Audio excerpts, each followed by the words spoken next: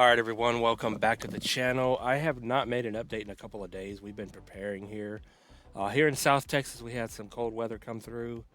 It dropped about 35 degrees in a matter of about 2 hours, and the winds are about 35 miles per hour. So we had to wrap pipes and do all that fun stuff.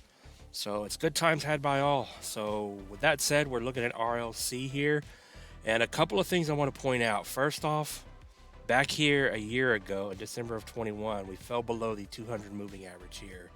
So if we go to the most recent price action for RLC here, I want to point out that we have broken above the 200 moving average here, and we held it for support. So the 382 here on this little fib that I have drawn here at 122, and this moving average is going to be your price to hold.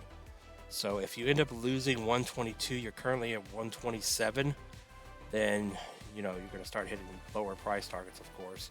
So about a 4% move back down to 122, and if you end up losing that, then the 236 at 113 would be your next support for about 11% move. And of course, if you lose that, then you're going to come back down to $1 for about a 21% move.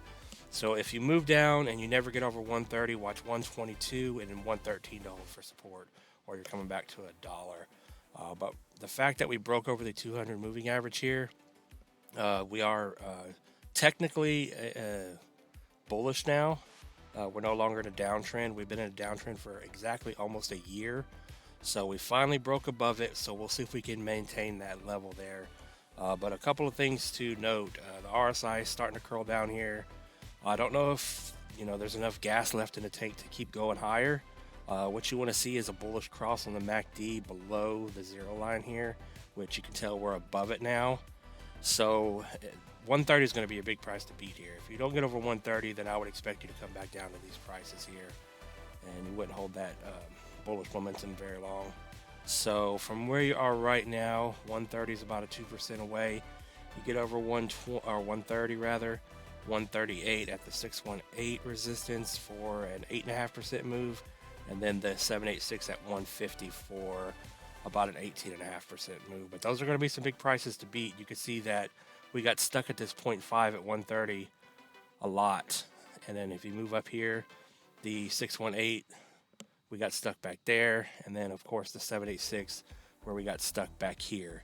So you got a couple of heavy prices to beat on RLC for it to keep that bullish momentum to the upside, or to keep the uptrend, or however you want to frame it.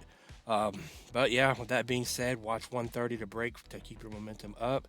If you never get over that, watch 122 to hold for support. Like I said, if you lose that, we go back in the downtrend, and you're looking at 113 and possibly $1 on RLC. So with that said, just watch those prices there. None of this is financial advice. Thanks for watching, everyone. Peace out.